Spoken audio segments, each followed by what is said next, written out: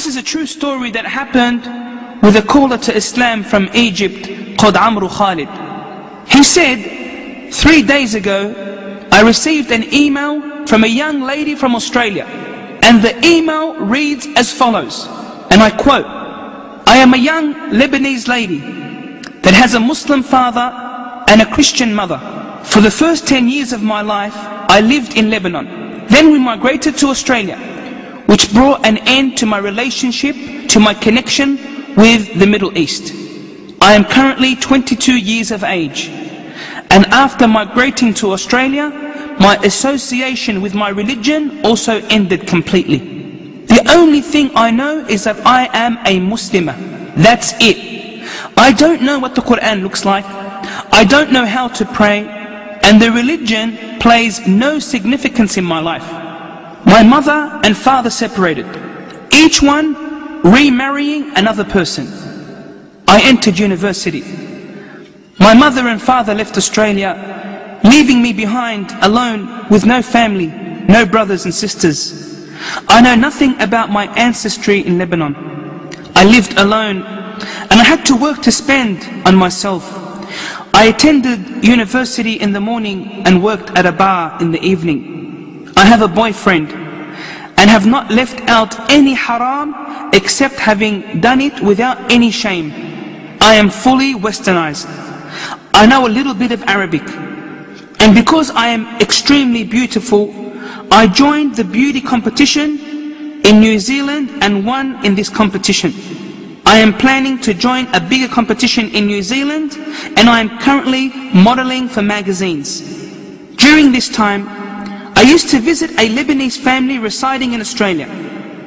And I saw a Ramadan episode on television talking about modesty. The episode had its web address displayed.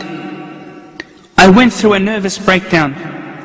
It was as though this episode was addressing me directly.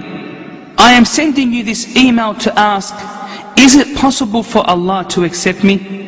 In other words, forgive me? And this is where Sarah's email ends. Subhanallah, no matter how long a person's iman is, the soul of a person longs for its creator, just as the stomach hungers for food, so too does the soul long for Allah. This caller to Islam wrote back advising her about the conditions of repentance, and that Allah will of course forgive her if she repents.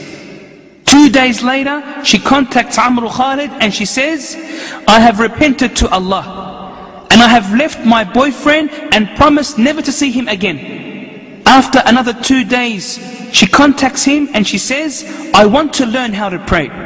Then another 2 days pass and she says, I would like some Quranic audio tapes. So he sends her some tapes via DHL courier.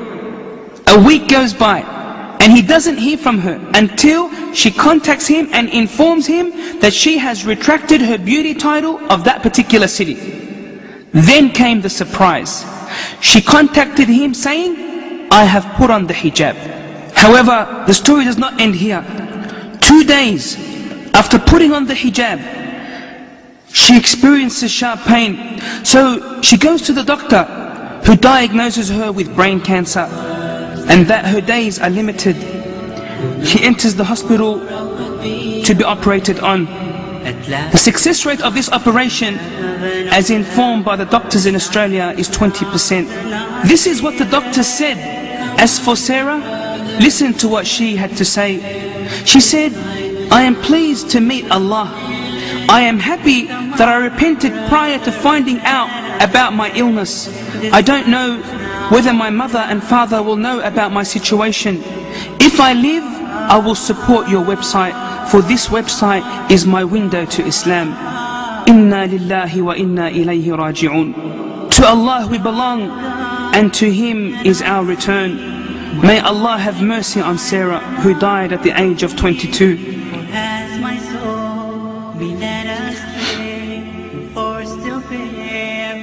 They buried her with the Muslims in New Zealand.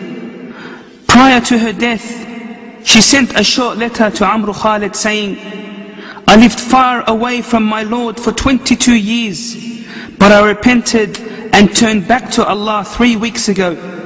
I don't know many Muslims besides you and this internet forum.